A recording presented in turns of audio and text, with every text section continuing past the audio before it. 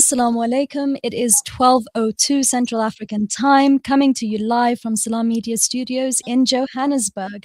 I'm Aaliyah, your host. This is the Mid-Morning Talk sponsored by Sanzaf, changing lives through development and relief. Your zakah does more than meet immediate needs. It builds a lasting legacy. Through Sanzaf's partnership with Fundani, young women across Johannesburg are given the tools to build confidence, strengthen character, and lead with purpose. Because real change takes education, mentorship, and opportunity. Follow the Sanzaf Green Bus Tour online or donate toward their empowerment program. Stay at sanzaf.org.za. Welcome back, listeners. We have our next guest with us. We have Davina Quinlivan, who is a dear friend and writer, joining us all the way from the UK. Welcome, Davina. Hello. Good morning. Hello, Aaliyah, and hello to everyone. So Davina is a research fellow at the Department of English and Creative Writing at the University of Exeter. For several years, she has run F for Flannery, a series of writing and film seminars at the Freud Museum. She is also the artistic lead with Paper Nations, an award-winning creative writing incubator founded by Arts Council England. Her writing has appeared widely, and she is the author of Shalimar and most recently Possessions. She is also a Royal Literary Fund recipient and shortlisted for the Pushcart Prize in 2025. Really excited to have you on the show and to talk writing as we always do. So I'm going to start by asking you, as I've asked all my other guests today, what are you reading at the moment, and is there any writing or writer that currently intrigues you? Thank you, Aaliyah, and thank you for inviting me on the show.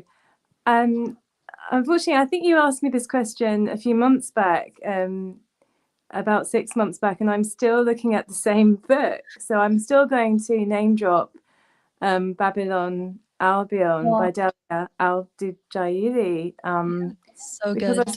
I still find myself returning to that book because it's so beautiful. It's so full of unusual and nuanced connections to home and migration, and also specific places which I too am familiar with. So yeah, both personal and also on a more general level as well. I'm still looking at that. Yeah, so I read this book a few months ago as well, and it's also, I think it would be memoir, right? It would be classified as memoir, which is also what Davina's two books are, which I'm going to show you. This is one of them, Shalimar, beautiful book, and this is the other one, Possessions. Both of which I've returned to as well multiple times, because memoir is just one of my favorite genres, and I just really enjoy reading your writing. But yeah, I finished reading your book Possessions. I actually was reading it while I was traveling, so I kind of read it on two long plane rides, and I really enjoyed how it took me back to those very dark, dreary days of online learning. But I really appreciated how you visualized all of that and how you shared your experiences teaching at that time. It was so apt and so beautiful, and also so surreal, because we kind of have moved away from that. So it just felt like you were sort of in another world. And I really enjoyed how you share this painful message of what it means to carve one's path in the arts, which is a very difficult task, a very arduous journey for most artists. And, how you spoke about, as an artist, belonging to institutions, on the one hand can make you feel empowered, but on the other hand can also be, quite crippling. So could you perhaps comment on that? Yeah, thank you. So I think in one sense, an institution can make us feel part of the family, and it can make us feel included, and it can provide an inclusive space, a literal home for ourselves, for our professional lives and our work.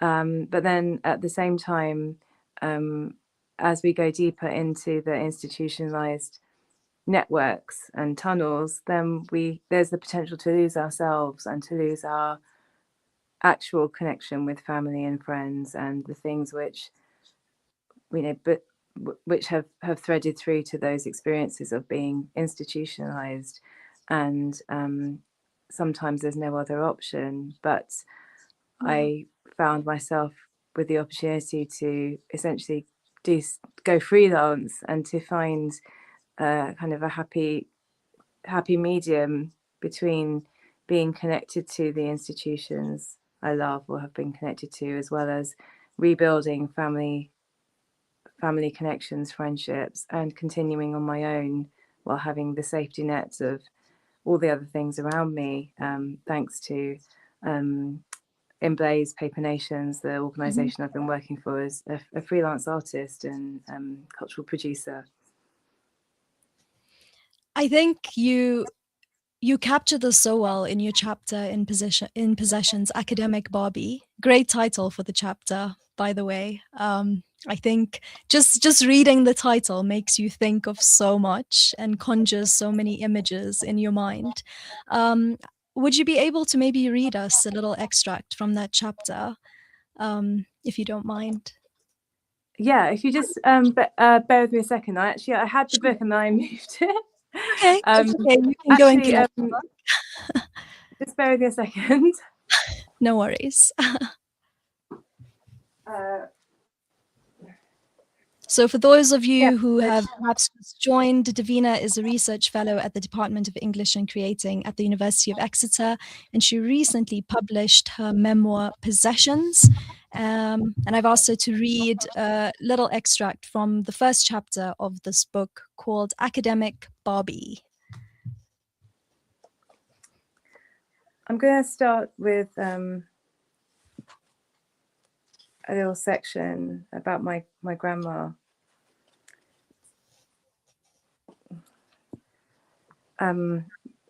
Which possessions came before me, drenching my bones? Which ones did I accept and which ones did I resist? My Burmese paternal grandmother, Maggie, had a stroke long before I was able to talk, so she couldn't impart any knowledge or wisdom to her youngest granddaughter. In her wheelchair, in which she remained until her death in 1993 when I was 12, she would hold my hands, press her thumbs against my cheeks, and smile the widest of smiles. Her eyes still twinkled when I brushed her short silver hair with her plastic comb. Her voice only existed as a set of extremely slurred and incomprehensible moans, oohs and ahs, and I didn't always know what to say to her or what to do, but I just sat with her. Severe strokes affect the brain's ability to control speech muscles, leading to aphasia. Aphasia doesn't make a person less expressive or able to feel emotion. It simply means that they struggle to linguistically communicate. She sounded like she was speaking from the bottom of a well, like a damaged cassette tape, groaning and sighing. She was in her body, but trapped inside without a voice. To me, she was just a big smiling head. The stroke had severed Maggie from her body while her mind still whirled around, and it seems to make sense to me now how much she enjoyed the Saturday boxing matches on the TV. Maybe television allowed her to jump from the paralysed body into theirs just for a moment. Kapow, kaboom, quack. Perhaps she jumped into my body from time to time as I ran up and down the stairs, tore foil wrappers from chocolate bars, and jumped on her single bed. And come to think of it, her smile was probably a bit maniacal because she held the knowledge we were both participating in some sort of strange cosmic dance. Oh, that is just beautiful. You know, like one thing I always like about your writing is that it feels like it's real, but it feels like fiction at the same time, and it feels like poetry at the same time, and it feels like everything just sort of like mushed together. And how do you do that? Like, what is your writing process? Because I noticed this in your current book, in your previous book. It's just so beautiful because it transports you to just another world, really. I'm as I'm moving through this, and I'm learning as I go along. And I didn't know from the outset, I never had a clear goal or aim to create a particular type of story or story making. But I guess from the last two books, which are broadly memoir, what I do is to translate reality and quite stark realities into stories which make sense, almost not quite as metaphor, but as placing them within a more broader mythological context, which makes them universal, but also highlights how these ideas around story tales or myths or fantasy world building kind of ideas are actually highly relevant to our real lives, and Absolutely. They actually are very empowering. So I do that for there's a specific sense of agency and empowerment in using those tropes or those kind of ideas around like ancestor goblins or saints or the universe and the cosmos, to place the story in, to place my story in a kind of place of time and space, which is also kind of quite flexible, but there's still a truth. It's still truthful, but the truth is more powerful, I hope, because of the scale and the scope that I've applied to it. I think that, so it's like an imaginative memoir which draws on reality and is very respectful of the real truths, but also looks at how, puts these kind of frames or containers over them to be able to kind of re-examine or find hope and survival through that. Yeah, I really like how your grandmother is depicted as kind of like a mythical character. And what's interesting is my first guest today, she's a poet, Aaliyah Bomji. She had a poem about her grandmother, and I really enjoy the fact that grandmothers make great inspiration for writing. Because I think that connection is so strong. That like you always going to go there eventually. Like your grandmother is going to inspire you to write something. We're going to take a short break and then we will come back after the break. So please stay with us as we continue to talk writing. Shimmer, sparkle, captivate. Nothing less than a masterpiece. Droplets of gold inspires precious design. Platinum bursts with intricate freshness, and every pure diamond becomes more than just a girl's best friend. Voda Gold Gem Jewelers, where timeless dreams become a reality. Come to us. We tailor-make designer gold, platinum, and diamond jewelry. Trade in or remodel your old gold. Clad yourself with classy name-branded watches. We offer insurance valuation and freezer card calculation. Visit us at 534 Ridge Road, Overport, or call 031 208 9142. Voda Gold Gem Jewelers, manufacturers of fine gold and diamond jewelry. Dad, these Frymax chips are so tasty. Wow, that really takes me back. My dad bought me a Frymax chips every day after school. They were my favorite when I was your age as well. Quality is at the very heart of what we do, and that's why we ensure that every Frymax packet is filled with the beautiful goodness and flavor-packed taste that you've come to expect from us since 1982. Frymax, from generation to generation. You South African, of course. You anxious about the future.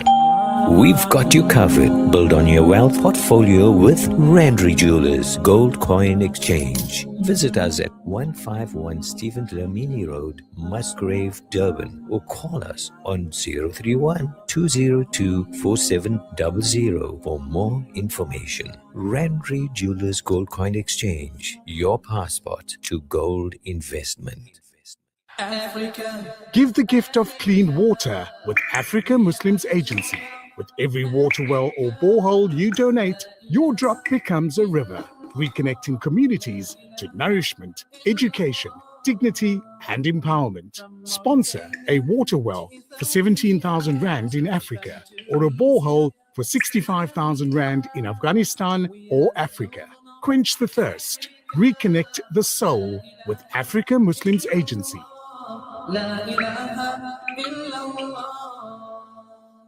Are you banking with convenience, transparency, and flexibility? With Al Barakah Bank's transactional banking account, you can enjoy convenient everyday banking designed around your needs. Benefit from zero fees on point-of-sale transactions and manage your banking easily through Al Barakah's secure mobile banking app and internet banking platform. From everyday payments to managing your personal or business banking, Al Barakah makes banking simple, transparent, and convenient. Visit albarakah.co.za to learn more. Al Barakah, your partner bank. Al Barakah Bank Limited is an authorized financial services and credit provider.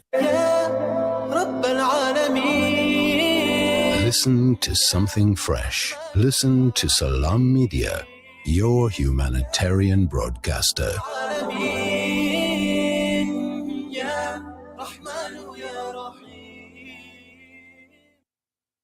Thank you for staying with us. Welcome back. This is your host, Aaliyah, for the Mid-Morning Talk, proudly sponsored by Sanzaf. We have with us Davina Quinlivan, all the way from the UK. She's a research fellow at the Department of English and Creative Writing, and we are speaking about her new book, Possessions. Just before the break, Davina read us a beautiful passage from her book in the chapter Academic Barbie, and it was a chapter that had this beautiful, imaginative, mythical description of her grandmother. So yeah, that's where we left off. Grandmothers. I think something that I've also seen in your writing is a lot of reference to a very intergenerational theme. Could you maybe speak a little bit about that? Yeah, thank you. I think it's good to begin with grandmothers, because I think about my grandmothers who have all passed away, and I think about them a lot, and they don't necessarily come up immediately in the way that I might write a story, but it feels like they're holding my hands along the way. At some point they'll be there. So I think one of the most important things, I think, as an artist is to remember your ancestral connections with all of those who have walked before on the path, but also your grandmothers and those to come, the younger generation too. And I think it's an utterly flawed endeavor to continue on your own, especially as an artist, as a writer, as a woman, as a mother, without thinking about the both ends of the spectrum. And this is why I loved doing the project where we met, in fact, Aaliyah, because we did this project with young writers in the UK, and it was so important to have conversations with young writers like yourself, who were all global majority writers, local writers under the age of 30, I think. We put this call out, and it was really important to give them a voice, give them a space, but also along those lines, we also looked at writers of other age groups, and we learned from them too. And I think doing that, but more deliberate. I think we do all kind of do this naturally, but I think we need to encourage it deliberately as a way of learning from each other, because often as women as well, we're set against each other to create our own spaces, or it's quite hard as well, of course, to meet anyone if you're working on your own a lot. Working as a writer or as an artist, you may be isolated a lot, but to encourage those links.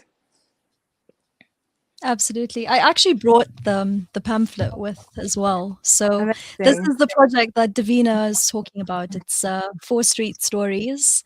It's a street of predominantly independent shops in Exeter, where I lived and where I met Davina. I met Davina through this project, and Davina and the owner of one of the bookshops over there, Charlie, came up with this project where writers were paired up with a shop, and you would create a piece of writing inspired by that, which I think is a beautiful way to also just remember those shops, because we also don't know what the fate of them will be, in these economies, which is what we spoke about at length in our previous interview. But yeah, it was an absolutely beautiful project, and that's also where I discovered that Davina has a connection to tea, which I do as well. And I chose to write about the tea shop, and she sort of guided me through that. And the pieces that came out of the project in general were beautiful. But I think I was very pleasantly surprised at the piece I was able to create, because it was such a different project and such a unique project. And there were so many new voices that inspired my writing along the way and made me create something that I didn't know I was capable of creating. But yeah, speaking about tea, Davina, because you've also written quite a lot about tea, and would you like to share something, one of your tea writings with us? If you Yeah, have it. actually, there's various things.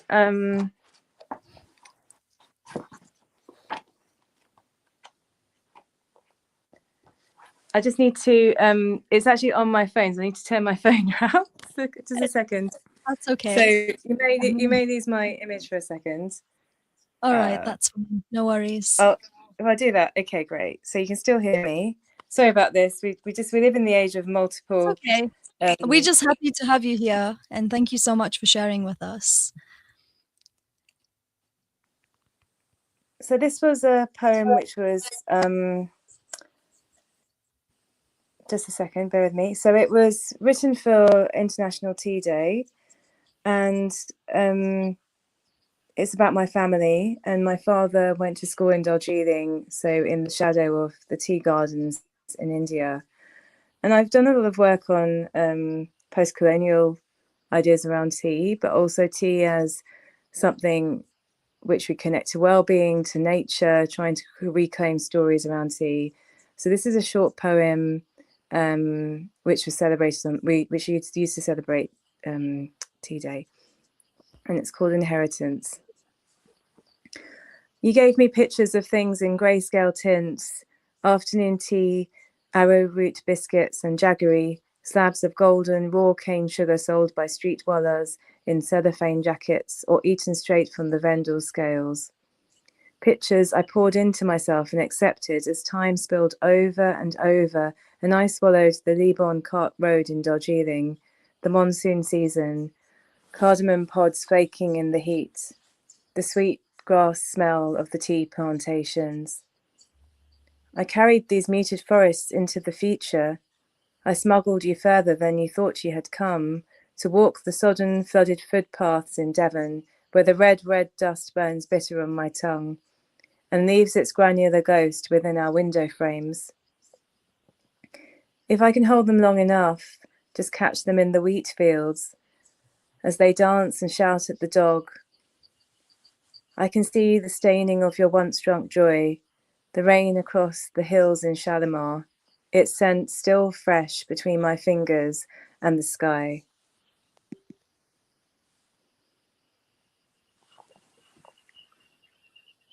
Wow, thank you so much.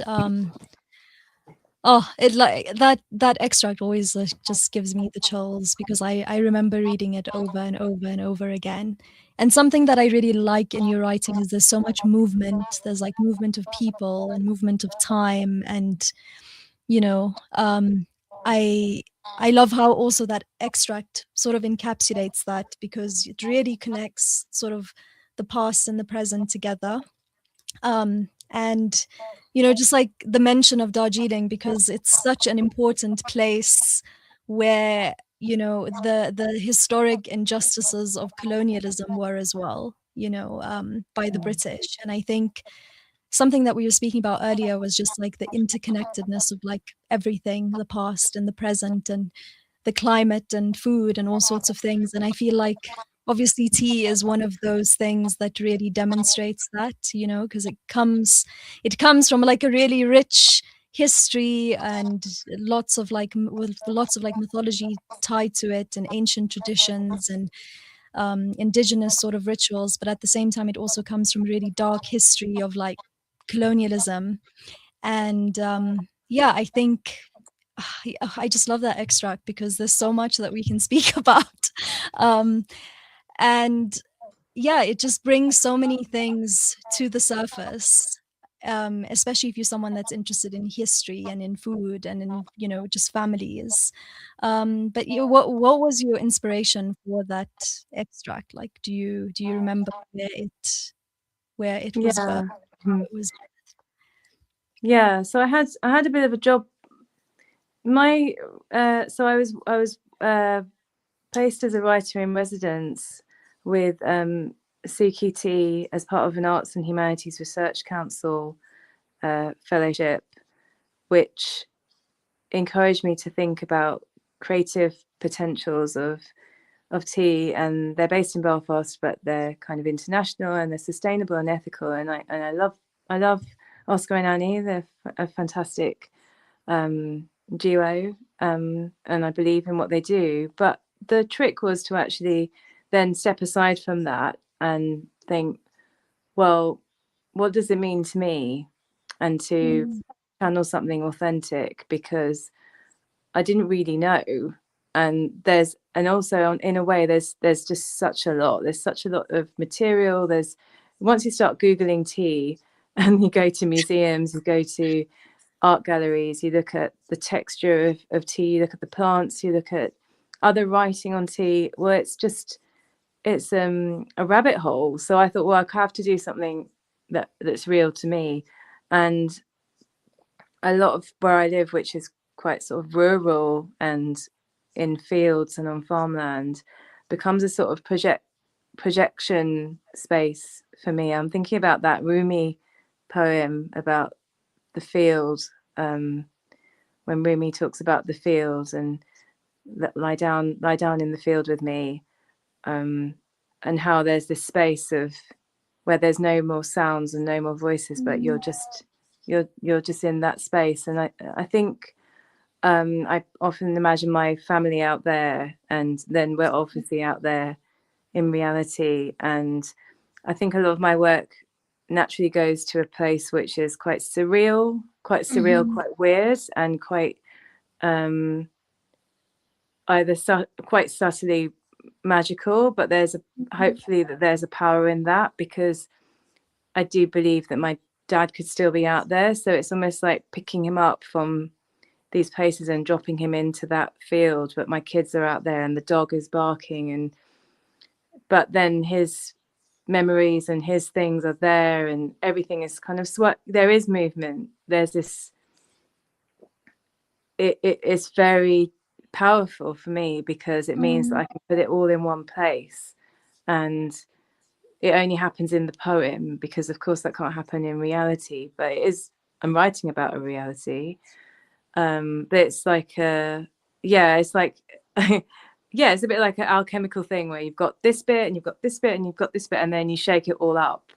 And when you shake it all up and you drop it into that field, you have this kind of sensory and kind of very, there's an image, like an image appears, but also it's very tender. And that just, when I do that, it feels We need to wrap up. Got it. Yeah, it just feels real. Yeah. Okay. Thank you so much for sharing. We need to wrap up, unfortunately. Okay. Thank you so much for joining us. That was Davina Quinlivan joining us to speak about memoir, metaphor, and migration. Thank you for your time. Thank you for sharing. And yeah, we are going for another ad break. Please stay with us.